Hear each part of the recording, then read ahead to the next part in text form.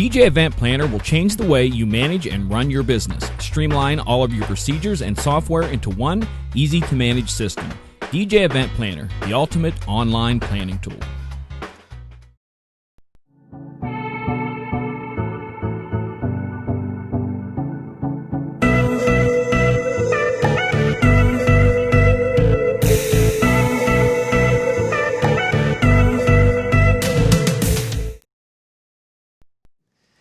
Good evening and welcome to all of you out there watching across YouTube and Facebook. We are broadcasting tonight to all the DJ channels and all of the photo booth channels because tonight's show, for those small business operators out there who have been wondering about the PPP and all this different stuff, tonight is the night we're going to have some answers, we hope.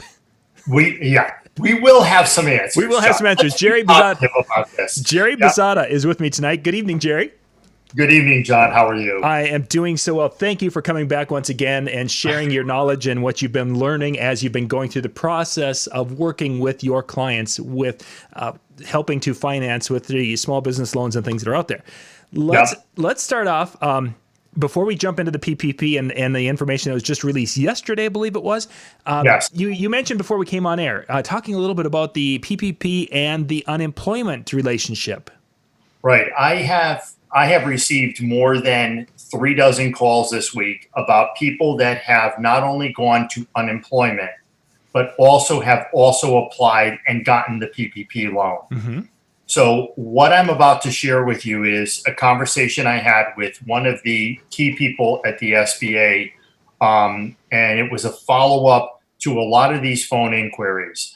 And I'm going to stress the fact that the SBA, the various departments of employment, the idea was either you were going to have payroll protection or you were going to have unemployment. Mm-hmm. Okay. Yes. There is no free money out there. And I'm quoting this individual specifically. The idea was it was one or the other. So the biggest dilemma that people are facing right now is, how do I either claim the unemployment? How do I continue to collect with the $600? But I also got the PPP. Clearly, the answer is you are in a dilemma right now. Okay. Because it was supposed to be one or the other. All right. The unemployment plus the $600 boost that was put in place was to replace. They allowed you to go on unemployment as a self-employed individual, which is the first time in history that I'm aware of, plus the $600 boost that in July. The PPP program was really put in place that, no, I don't want to apply for unemployment. I want to go for the payroll protection program, which was really driven behind the fact of not having people go on unemployment and rather being continued to be paid by their employer, and their employer allowing them the ability to fund health benefits, 401k plan. So it was a substitute for unemployment. Right. Mm-hmm. All right. So I don't have any advice on how you should manage this. I don't have any specific advice in terms of should you use this money first or that money first. What I'm reading is it should have been one or the other. Mm. All right. So if you write yourself a check under the PPP program and then you were also filing a claim with unemployment, you really were double dipping, is what you were doing. The fortunate thing is the payroll protection program, which is the first real sort of positive news that we got, is that, it's been stretched out to 24 weeks. Mm-hmm. So the only thing you have to look at, or what you have to look at now, is, do I not get the forgiveness on the payroll protection program? Do I use part of it for expenses? Do I use it as a long-term loan? I can't give you that answer. John's not going to give you that answer. It's something you've got to wrestle with and make the determination yourself as to how you're going to handle it. So, would you recommend, Jerry, a person talk to their accountant in this situation to get a clarification? I would talk to your accountant and see what your accountant says you should do. Mm-hmm. There's a lot of town hall meetings going on between regional SBA offices, the Department of Unemployment Compensation, in terms of how they're going to look into this. Is it something they're going to try to investigate? Is it something they're going to try to catch people on? I have no idea. But you just need to be conscious that this has been raised to a level of concern that people were double dipping. And where it leads from here, I have no idea. I don't have a crystal ball. I don't have any definite answer. So what you really need to do is look at it. Fine. Hey, you know what? I may not ask for forgiveness. And again, we're not talking huge dollar amounts. I think the majority of the audience we have out there, we're not talking hundreds of thousands of dollars. We're not talking $2 million. But I, in my personal opinion, and this is just Jerry Bazata speaking, is I think more of the risk is going to be with the Department of Unemployment. If they start investigating this, that's where your risk is going to be. It's not going to be with the SBA. So one thing that a person could do, and you kind of were mentioning this in that, is that it could become just a loan, a very favorable interest loan that let's say they borrowed $10,000 or they get $10,000 from the PPP. If they don't use it at all for payroll, it becomes a $10,000 loan. Here's a $10,000 loan. So let's look at, John, the next part of it is what they did was with the forgiveness, they lowered the threshold to 60%. So 60% of whatever you have achieved. So if you've got $10,000, $6,000 was to be used towards payroll. $4,000 could be used towards expenses related to the business, your utilities, your mortgage payment, your rent payments on your business office. You can use it towards those expenses. Mm-hmm. So you really kind of need to sit down with a calendar. And if you remember, we talked on Monday, those old paper calendars, I don't give them out at the bank anymore, but kind of look at when does your unemployment run out? When did you get your PPP money? Do you have the 24 weeks? Do you deal with the PPP money afterwards? So a number of DJs called me and said, I'm on unemployment, but I'm thinking about applying for the PPP loan. And I just talked to two people. One is a photographer and a DJ. And I said to them, guys, you need to be cautious of this because you're now applying saying that I'm applying for the PPP loan before June 30th and I'm not going to go on unemployment. And they literally admitted they're on unemployment right now. And I said, you got to be cautious of that because it was one or the other. It was not intended to be both. So I don't want to beat a dead horse on that, but I want to be clear that that was really what was coming down from the SBA is payroll protection was to be a substitute for unemployment. And the PPP was also to pay staff if a person had a business that had staff, that there was eligible money to be covering their payroll to keep them off unemployment. Right. And there are a number of photo booth operators that did reach out to me that have photo booth people that run the photo booths for them. So they may have a dozen photo booths and we're averagely doing 6 or 7 gigs and have a staff of 5 people that they wanted to continue to pay. And they use the payroll protection money for that, not paying themselves, but paying those employees and then filed for themselves. And we're not going to give any of the money to themselves. That was kind of a smart move because what they did was they filed unemployment for themselves only, but used purely the payroll protection money to pay those employees to keep them on staff and keep them employed. Jerry, you're familiar with the early EIDL, what that was to be used for, or how did that fit into the picture? Well, the early EIDL, again, was an emergency disaster loan. And if you look at the loan notes for those of you who took the EIDL, it was intended to give you sort of a jump start and give you some capital while they were going through the working process. When you go to file for the forgiveness, if you received an EIDL loan, an advanced grantable portion, that is going to be subtracted from your forgiveness because it's forgiven already. You can't get 2 forgivenesses. So let's walk through this. I'm a sole proprietorship. I got $1,000. I have $10,000 payroll protection loan that I acquired to help fund me during this period. When you go to get the forgiveness, right on the application, it's going to ask you, did you apply for EIDL? You check the box yes. It's going to ask the amount that you initially received, and it's going to ask you for your application number. All right. Mm-hmm. What they're going to do is, again, if you got $10,000 and you got an initial advance of $1,000 that was forgivable, the grantable portion, it's going to be subtracted from what your PPP forgiveness is. So ultimately, you're going to have $1,000 loan out there. Okay. All right. That is one change. I know the SBA, it's kind of cumbersome, but that's the way the legislation came down. Just questions are starting to come in. If you guys have got questions, by the way, it doesn't matter Facebook or YouTube. I think they're all propagating in. Just ask your questions, put them in the chat, and I will bring these to Jerry as we go along. Yep. So let's walk through. There's going to be, for those of you, and before we get to the questions, let's kind of cover this piece here. Yeah. There are going to be two forgiveness applications. The first one is going to be the EZ form. So just like you have a 1040 EZ, you're going to have an EZ forgiveness application.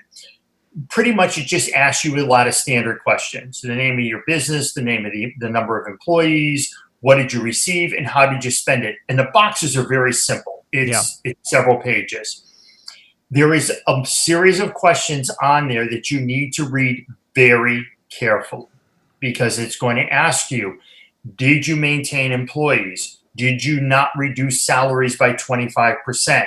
Did you not reduce staff by 25%? So you need to go through those questions very carefully. It's also going to ask you that this loan was necessary in order to keep employees while you did not have income. Okay. It's going to ask you, did you get any other assistance? All of this is questions that are there. You can go out to the SBA website and you can find these EZ forms. I would get yourself a copy and start preparing through that. It's then going to ask you to send supporting documentation. That supporting documentation is going to be your payroll records, your checks, your copies of your bills. If you use a payroll service, getting that piece of it. You will submit this application along with the supporting documentation. Now, don't run out and start doing this and shipping it to the bank. You want to wait till the bank contacts you, because a lot of banks are going to try to do this electronically via various online portals to make it easy. So you'll be able to attach the information. So if you have checks, put them in a PDF file. If you have payroll records, QuickBook records, start putting them in PDF file. Once you submit this, the bank will review this for completeness. The bank does not give you the forgiveness thumbs up or thumbs down. Once they know that all the information is there, that what you say on the application, you have the supporting documentation, they are going to submit it to SBA. SBA will make the decision whether it's forgivable or not. Certainly. So the more, I will tell you, the more accurate, the more complete your information is. Pay very close attention to asking all the questions. I think there's 2 or 3 that ask you to initial the question. Make sure you do that, because you're going to submit it in, and there's going to be volumes of this going through when you look at the amount of loans that are out there. You want to make sure it's complete and accurate, because they're going to want to do this as quickly as possible. Those who got much larger loans, there is a regular forgiveness application. It does have an appendix to it that asks you to get into more detail about the number of employees, the number of full-time equivalents. It does ask you some more specific information about employees you retained, employees you didn't retain. So in both of the forgiveness applications, as they recreated them this week, there is some leniency for those of you who maybe are photo booth operators and people decided they wanted to go on unemployment, and you offered to pay them and you didn't. That's where that 25% leeway comes into play. So, but I think for the majority, and I'm gonna venture to guess 90 to 95% of the viewers out there are going to be dealing with the easy application. Yeah, we're getting questions coming in there. So you talked about the forgiveness part. Bridge over to the 8-week to 24-week change. Yeah. Let's head that direction next, and then we'll get to some questions here. So you guys keep putting the questions in the chat. I'll spool them up, and we'll hit them here before we wrap up. So thank you, you guys. They're coming in pretty quickly now. So yeah. Again, the other basis is before June. If you got the loan before June 5th, they are allowing you up to 24 weeks to spend that money. It doesn't mean you have to wait. You don't have to choose 8 weeks or 24 weeks. You have up to 24 weeks. So again, you can submit the forgiveness application anytime you want up until December 31st, 2020. After December 31st, 2020, then you can't seek forgiveness. It becomes a permanent loan. The other thing is the SBA is closing off the application process as of June 30th. So there will be no extension to the PPP program at this point. It will end as of June 30th. And I think that the sole reason there is we're seeing states reopen, we're seeing businesses reopen. Right. And I know a lot of us in the gig industry, DJs, photo booth operators, photographers, our weddings have been killed through most of this year. But again, this program is targeted at all types of businesses. It's restaurants, hospitality, businesses are reopening, retail is reopening. You know, when you weigh the vast majority of small businesses out there, you know, they're reopening, they're beginning to do revenue and sales. That's where they're really basing it on. So if we take, so June, the end of June is of course for the applying for the PPP, and it was fairly, for most people who once they filled out the application, it was fairly quick. They were getting their funding probably within a week. Mm-hmm. So if a person does that, let's say that they fill next Monday, they fill out the paperwork. Most likely they would, if they qualify, they'll have funding by Friday. Then that's going to be an 8-week forgiveness period from the beginning. That's going to be an 8-week, right? Or an 8-week period. Pretty much states have opened up, businesses have opened up. So that will be the 8-week forgiveness. So really, again, the 24 weeks is anybody who got the money deposited to their account prior to June 5th. So then if we look at someone who maybe got it June 1st, they would have June, July, August, September, October? Yep, October. Yeah. Yep. Okay, so I'm just doing my math right there. So, yep. And that's just meaning that could be used as payroll for those periods of time. For those periods of time, right. Gotcha. Because right on the application, it's going to ask you from what period to what period did you use this payroll for? So when you look at the application, I'm sorry, I'm going to have to put on readers, okay? Yeah, well, you're good. You're good. Yep. You know, it specifically asks the period that you're looking for the forgiveness. So you're going to want to make sure you have your loan note in front of you. You're going to want to make sure you have your PPP loan number. It's going to ask for the number of employees at the time of loan application, the number of employees at the forgiveness application. How did your payroll schedule go? Was it weekly? Was it biweekly? Was it twice a month? Was it monthly? Other. What's your covered period? Alternative covered payroll periods if applicable. And then it's very simple. It's going to ask you what your payroll costs were, what your business mortgage insurance payments were, business mortgage interest payments, business rent or lease payments, business utility payments. You total them up. You add the amounts lines 1 through 5. You put in the FTD reductions if there is any there. You multiply the total by line number 7, and then it tells you your PP loan amount and then your loan amount of forgiveness. So it's all easy on one single page. And then, like I said, when you get to page 2, that's where the questions become very serious.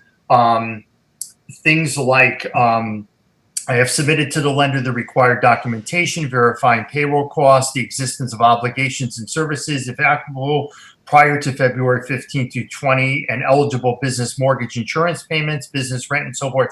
So there's a checklist you have to go through when you're doing the easy application process. So, and again, for those of you who have larger payrolls, there is a Appendix A and a PPE schedule, fee schedule that's also attached to that too. So again, a lot of the accountants, if you're larger, can help you through this process. But for most of you, the step-by-step process is going to be easy. It's far better. The first forgiveness application we saw come out was like 9 pages.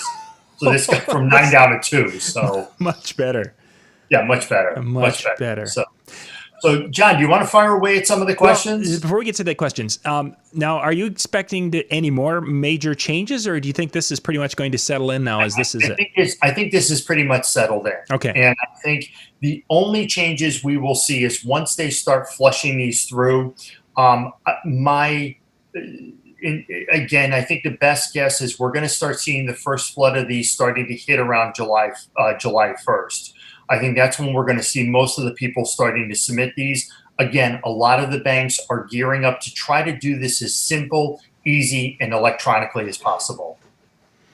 Excellent. Okay, so let's get into some of the questions.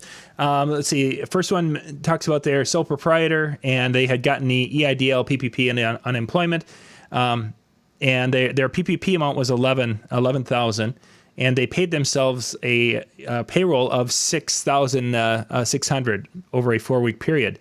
And during that time, they didn't take unemployment. Was that the best way to handle that over a 4-week period, or should they have done it differently? I really, that I can't answer for you. I mean, that's, again, you didn't collect unemployment. You didn't file unemployment.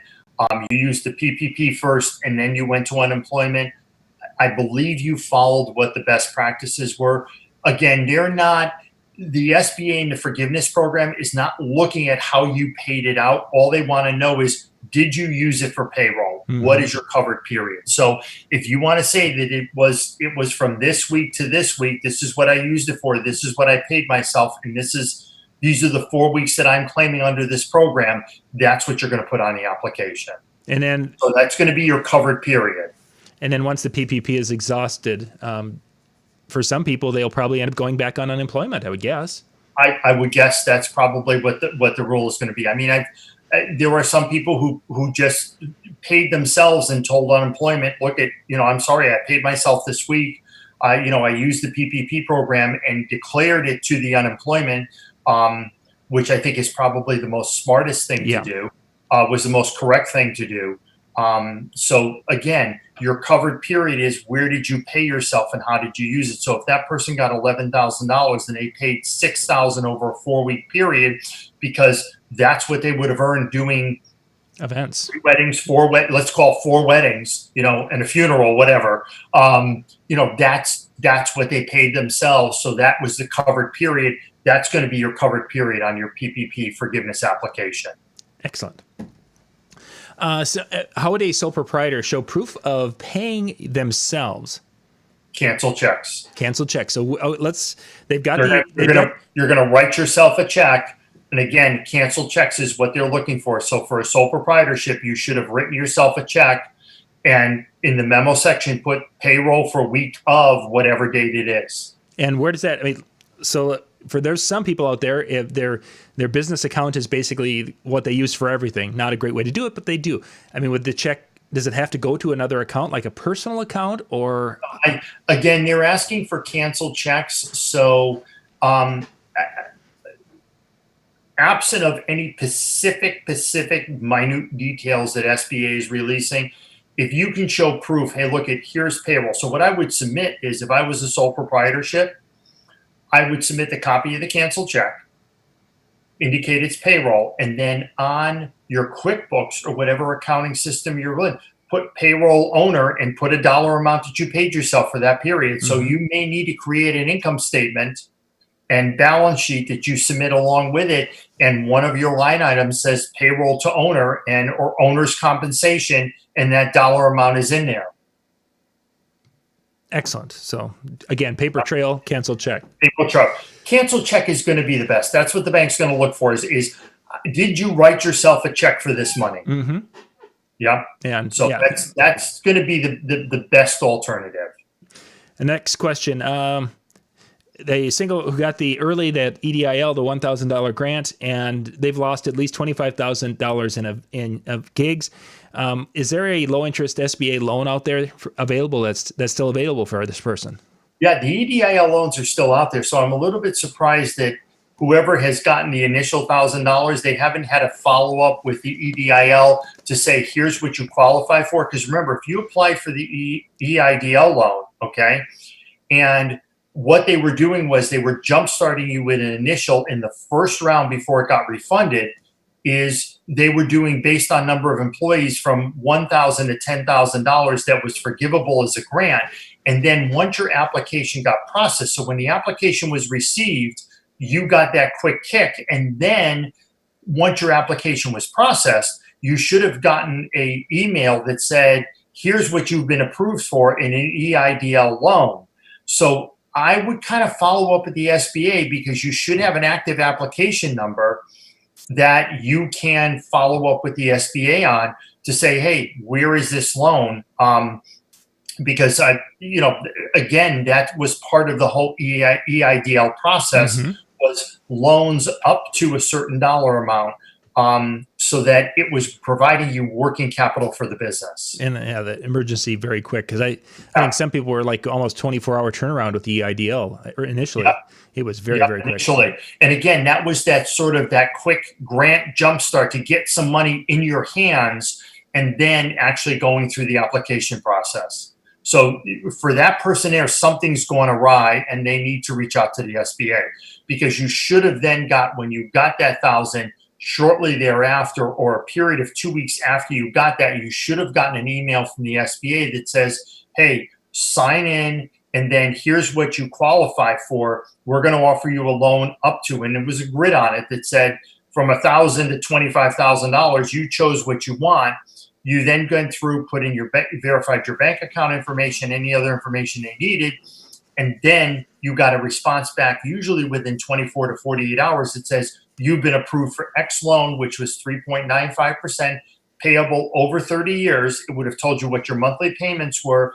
And then once you accepted it, you would actually get the actual note and loan agreement, which you would then DocuSign and submit back to the SBA.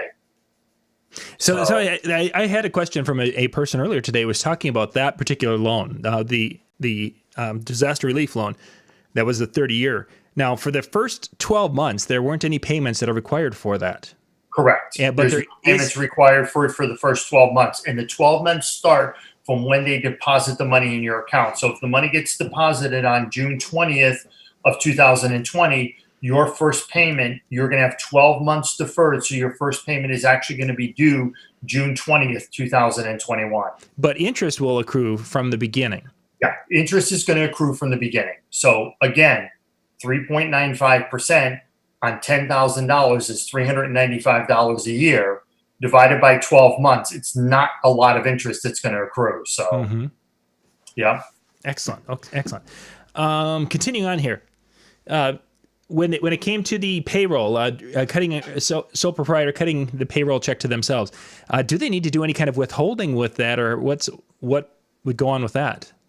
Well, again, if you set up quarterly tax payments, that's correct. But again, if you don't have a payroll system in place for yourself, you're not going to have anything to withhold, because again, as a sole proprietorship, you don't pay your self-employment tax until you file your tax returns, unless you're filing quarterlies. So if you are filing quarterlies, okay, which, again, for the first quarter, you have before, February, prior to or post February 10th, yes, if you have any quarterly taxes, you're going to claim that as part of the PPP. But no, you don't have to do withholding.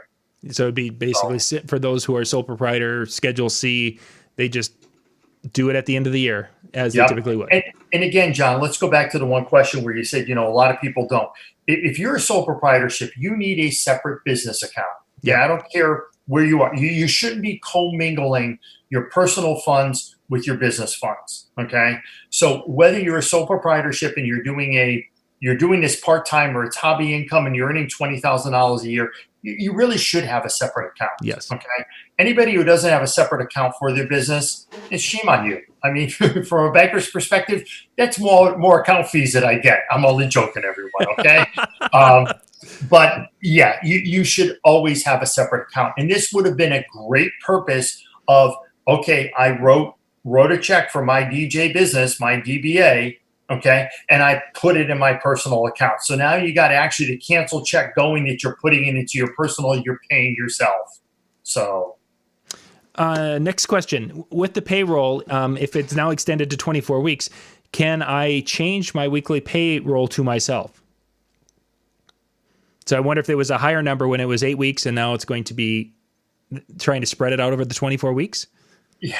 Again, if you want to spread it out over the 24 weeks, that's your choice. Again, they're giving, and everybody's, let me kind of back up here. Is the extension of the 24 weeks was really driven by the restaurant industry, the beauty salons, the nail salons, the massage parlors, the legitimate massage parlors, the tattoo parlors, okay? Those businesses that were restricted from opening. Let's go back to the history. When the payroll protection program came out, it was thought that this nation would be in lockdown for 8 weeks and then we would reopen up. Mm-hmm. When the governors looked at the states and said, no, this is getting out of control. We need to have lockdown longer. No, we're not going to allow restaurants to open up. Okay. Many of these restaurants, hotels, motels, salons, hair salons, nail salons, retail stores were in closure in April. So they went back to Congress and said, we can't open up. We can't do business. You know, we have people that are afraid to come back to work. We can't retain employees. All right. They're nervous. We can't open up. We can't do business. We need some basis here. Okay. Mm-hmm. Some employers, their employees said, look, I want to go out on unemployment. Okay.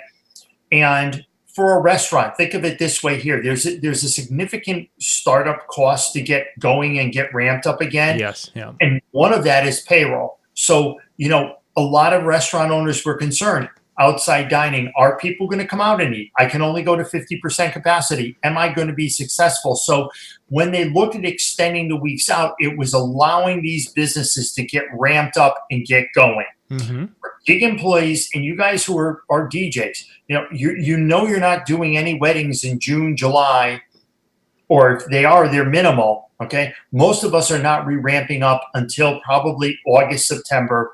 Most likely September, October is when we're going to see it coming in. So again, how do you want to pay yourself? Mm-hmm. You've got X amount of dollars. Do you want to be prudent? Do you want to be self-managing where you say, look, I'm going to take a portion of this every single week, so I'm not going to blow it all at once?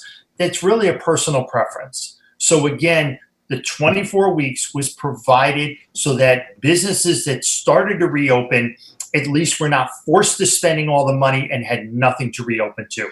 That's why they also reduced the payroll amount to allow them to carry the interest so they weren't going to the banks for forgiveness on their mortgage payments, on their loan payments, giving them some little more breath to deal with. So this was very fluid because of the fact that we remained in lockdown much longer than we ever anticipated. Yeah, exactly. Who would have guessed how this would all come together? Yes, this is being recorded. It will be available on Facebook. So if you're watching it on Facebook, you'll be able to see it. Otherwise, go out to youtube.com/discjockeynews, or just search for the title of this on YouTube. It'll pop up. It's actually being broadcast to 3 different YouTube channels, and then I think about 7 different spots on Facebook tonight. So it will be recorded, and you'll be able to find those videos on those channels later. So whatever you're seeing it now, it'll be there later.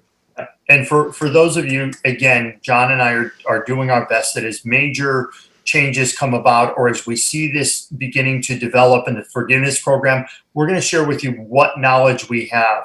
Every day I'm getting a multitude of emails giving me information on this. It's extremely fluid. And again, they're trying to look at this not to be difficult, not to make it cumbersome. And I'm very grateful that the SBA realized and looked at it and said, we need to make this process simple. We need to understand that this was intended to provide some type of financial relief to the small business community, and that's what it was intended for.